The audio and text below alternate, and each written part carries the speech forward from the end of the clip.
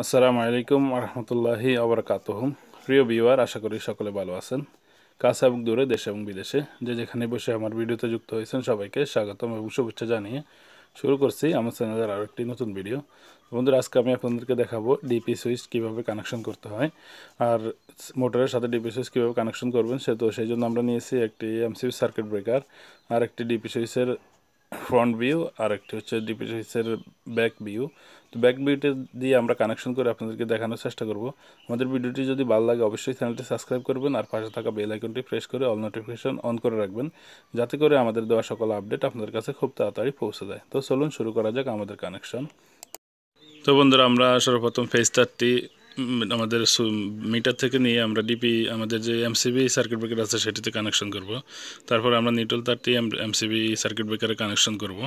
MCB circuit breaker থেকে output নিয়ে আপনারা ডিপি সুইচটিতে দেখতে পাচ্ছেন এল ইন আছে, এল ইন টার্মিনাল আমরা কানেকশন করব।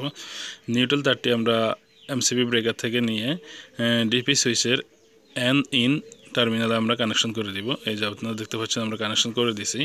এখন ডিপি সুইচের আউটপুট প্রান্ত থেকে এল আউট থেকে লাল তারটি আমরা নিয়ে কানেকশন করে আমরা মোটরে কানেকশন করে দিব এবং কি তদ্রূপভাবে আমরা ডিপি সুইচের আউটপুট থেকে এন আউট টার্মিনাল থেকে আমরা নিউট্রাল তারটি নিয়ে আমরা মোটরে কানেকশন করে দিব। তো বন্ধুরা, এখন আমরা গ্রাউন্ড বা আর্থিংটি কানেকশন করব। অবশ্যই এই গ্রাউন্ড বা আর্থিং করা খুবই জরুরি, কেননা অবাঞ্ছিত দুর্ঘটনা থেকে আমাদেরকে এই আর্থিং রক্ষা করে। সেই জন্য আমরা অবশ্যই গ্রাউন্ডিং করব। আমরা ডিপি সুইচের এক প্রান্তে গ্রাউন্ডিং লাগিয়ে দিলাম এবং অপর প্রান্ত থেকে আউটপুট নিয়ে আমরা মোটরে কানেকশন করে দিলাম। তো আশা করি ভিডিওটি আপনাদের ভালো লেগেছে, আর ভিডিওটি অবশ্যই ভালো লাগলে আমাদের চ্যানেলটি সাবস্ক্রাইব করবেন। আল্লাহ হাফেজ, আসসালামু আলাইকুম রহমতুল্লাহ।